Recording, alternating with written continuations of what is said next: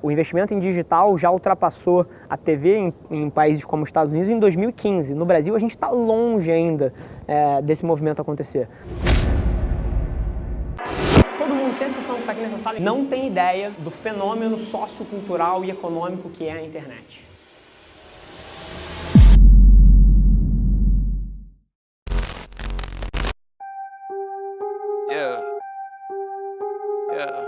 After I get it, I reinvest. After I get it, I reinvest.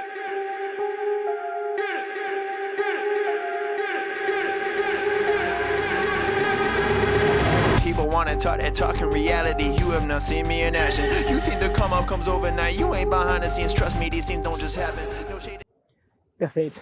Primeiro de tudo, obrigado pelo convite. É um prazer estar aqui. A Avelar é uma agência de publicidade focada em social e digital. Então, basicamente, o que a gente faz é o que toda agência de publicidade fez na história, que é entender aonde as pessoas estão prestando atenção, que no momento atual é dentro do celular, é na internet, é nas plataformas digitais, e conta histórias poderosas o suficiente ali dentro para mover consumo, mover formação de opinião.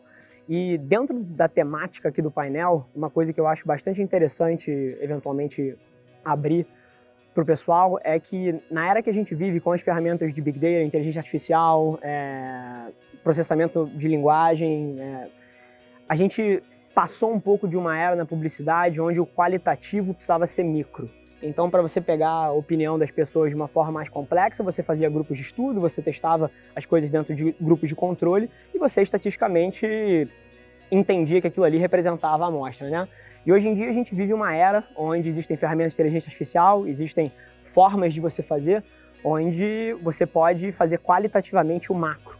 Então você consegue não só pensar campanhas e pensar estratégias de comunicação com base na opinião de 668 mil pessoas, ao invés do seu grupo de controle de 20, assim como você pode também entender qual foi o impacto da sua campanha ou da sua comunicação na cultura, entendeu? O que as pessoas falaram disso em Pindamonhangaba, no Acre, e você consegue monitorar dentro dos diferentes canais o feedback qualitativo das pessoas em escala.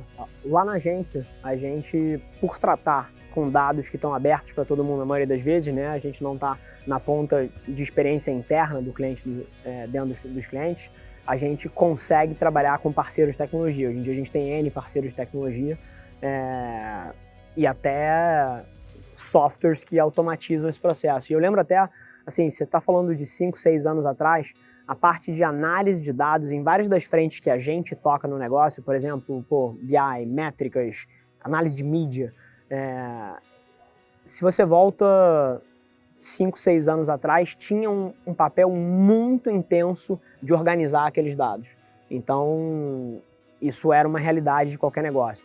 Hoje em dia, você tem as próprias plataformas evoluindo a um ponto, então você está falando das principais plataformas digitais, você está falando do próprio GA, você está falando das próprias plataformas por onde você compra mídia, onde elas mesmas já te entregam esses dados analisados, decupados, organizados, limpos, e isso tem facilitado muito o processo. Então, na agência, hoje em dia, existiu alguma migração da necessidade de um cientista de dados por analistas de BI muito bons que sejam capazes de ler o que as plataformas entregam para a gente. Então lá o panorama é um pouquinho diferente. Não tem muito a adicionar. Lembrar também que por várias vezes dentro de uma agência você é muito um passageiro das decisões que as grandes plataformas vão tomar, né? Então assim, elas têm essa pauta como uma das principais pautas, inclusive o Mark Zuckerberg, que é dono do maior grupo do mundo de plataforma digital, ele recentemente lançou um podcast só para debater essa interseção entre as plataformas, os dados e as pessoas na sociedade. O podcast chama Tech and Society, ele está chamando os principais nomes do mundo no assunto para debater essa temática, e é um assunto que a gente, apesar de achar que a internet já está madura, que já está na sua escala completa, são os primeiros anos da internet na sua forma final, né? Então eu acho que a regulação é uma coisa que vai amadurecer muito, e se eu tivesse que dar um pitaco aqui para onde isso está indo para onde todos os assuntos de propriedade na história foram. Sempre que a gente precisa entender o que vai acontecer para o futuro, eu acho que tem muito valor olhar para trás. E o fato é que os dados são da pessoa, né? Então, no fim do dia, a gente vai cair para um sistema, assim, exatamente como vai ser, acho que ninguém aqui pode dizer, mas que a decisão final vai estar no indivíduo, e ele vai ser o dono daqueles dados. Mas se eu tivesse que agregar mais um ponto de vista, eu diria que os seres humanos, eles abrem mão 99,9% das vezes dos seus dados para ter algum benefício em troca. As pessoas não valorizam tanto a privacidade assim quanto a gente acha que elas valorizam. Se aquilo der algum benefício em termos de tempo, se aquilo der algum benefício em termos de monetização, qualquer tipo de benefício, ela troca. Então, eu acho que existe um buzz muito grande, porque as infraestruturas de tecnologia vão ter que se adaptar muito para pedir autorização, como usa, se tem acesso, se não tem. Mas do ponto de vista do usuário, a propriedade dos dados vai cada vez mais ser das pessoas, mas a gente não liga tanto para a nossa privacidade quanto a gente acha que liga. Essa é a minha visão. Atacar essa pergunta de dois pontos de vista totalmente diferentes. Um dentro da companhia, né, dentro da empresa, e número 2 para fora. E eu queria começar com para fora, porque eu acho que o para fora talvez seja o mais próximo para todo mundo aqui. A minha definição de transformação digital, independente de diferentes pontos de vista, é você usar o digital para promover melhores resultados de negócio, né? Então isso eu acho que toca todas as esferas, todas as camadas. E dentro do negócio de uma agência, eu acho que é basicamente a gente estar atuando de acordo com o ano que a gente vive. Então, o que eu quero dizer com isso? A gente tem observado ao longo dos últimos anos as verbas de publicidade migrando radicalmente para dentro do smartphone, para mobile, in social, conteúdo, mas mesmo assim ainda é muito pouco perto do shift que o consumidor fez, né? Assim, eu olho até para a plateia, a gente está no meio de um evento e tem várias pessoas que estão com o celular na mão e não soltam e já checaram enquanto a gente está falando 700 vezes. E mais uma vez, isso não é desrespeitoso ou alguma coisa desse tipo, é assim que o ser humano está funcionando. O celular é quase que um anexo do nosso cérebro que ajuda a gente a ter uma memória melhor, mais capacidade de relacionamento, um processador melhor que o nosso para partes analíticas. Então o celular ele se acoplou à nossa vida de uma forma que é quase que indistinguível do ser humano. E as estratégias das empresas precisam mapear para isso. Então, no lado do negócio da agência, o que eu tento puxar todos os dias, não só dentro dos nossos clientes, mas com as pessoas com quem eu converso, é para as empresas mapearem as suas ações para o que elas já sabem intelectualmente. As pessoas já sabem intelectualmente que as pessoas estão com a cara no celular, mas quando você vai ver a alocação de orçamento das empresas, são raras as empresas que alocam seus orçamentos de mídia e publicidade levando isso em consideração. Ainda existe um shift muito grande, principalmente no Brasil, onde você tem 2 ou 3 organismos de mídia tradicionais muito fortes que mandam no mercado, onde o shift está super atrasado. O investimento em digital já ultrapassou a TV em países como os Estados Unidos em 2015. No Brasil, a gente está longe ainda desse movimento acontecer. Então, do lado do negócio, eu diria que é um pouco por aí que eu estou pensando. E dentro da empresa, inclusive, vi a Manu falando um pouco disso, a gente é uma agência que, apesar de ser uma agência de publicidade, que teoricamente é um business estabelecido, a gente tem a agência inteira quebrada por squads, tribos, opera por Scrum, por Agile. Então, metodologia de gestão de projeto ágil para conseguir entregar uma maior produtividade na ponta. A gente tem projetos onde um diretor de arte na Rússia está colaborando com um criativo no Rio de Janeiro. E assim, estão duplando para fazer uma campanha e assim, nunca apertaram a mão pessoalmente.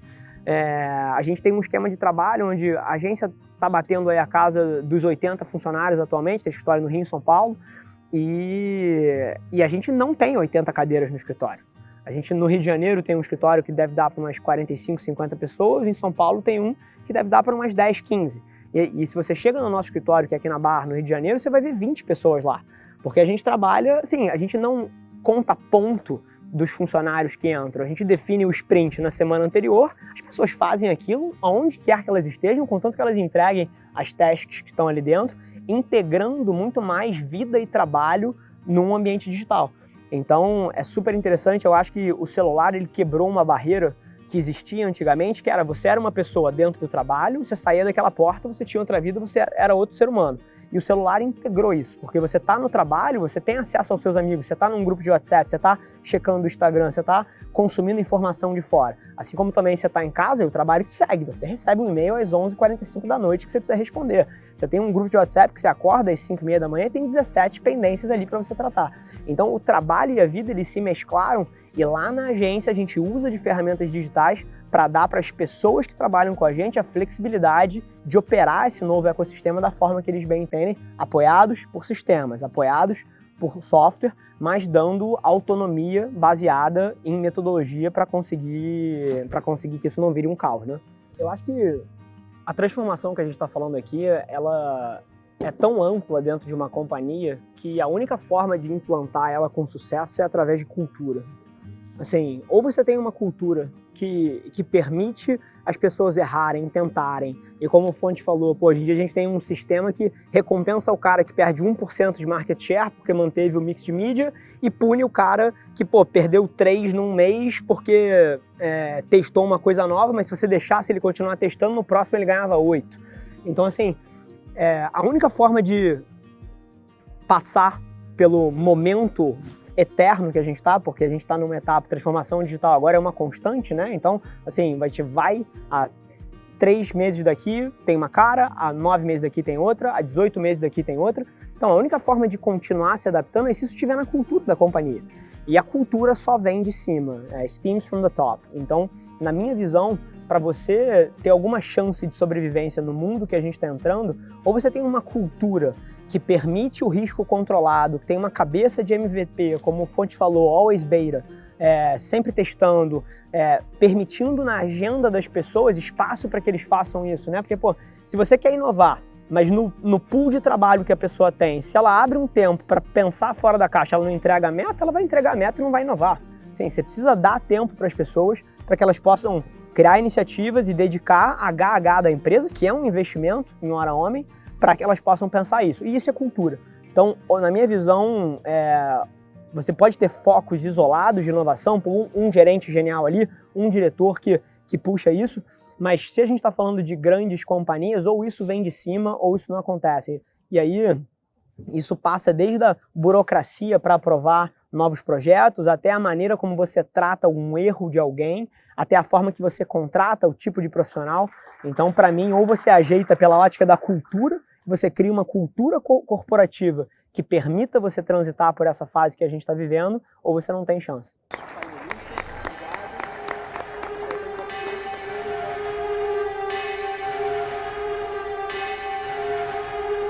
Spending money in some really funny ways, man. I promise you ain't really getting paid. Yeah, show a couple bands flexing on the Instagram, and nobody getting fans that way.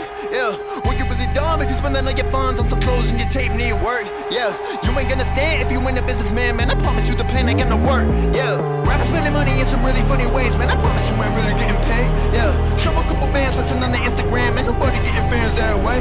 Yeah, well, you really dumb if you spending all your funds on some clothes and your tape need work. Yeah, you ain't gonna stand if you ain't a businessman, man. I promise you the plan ain't gonna work. Yeah.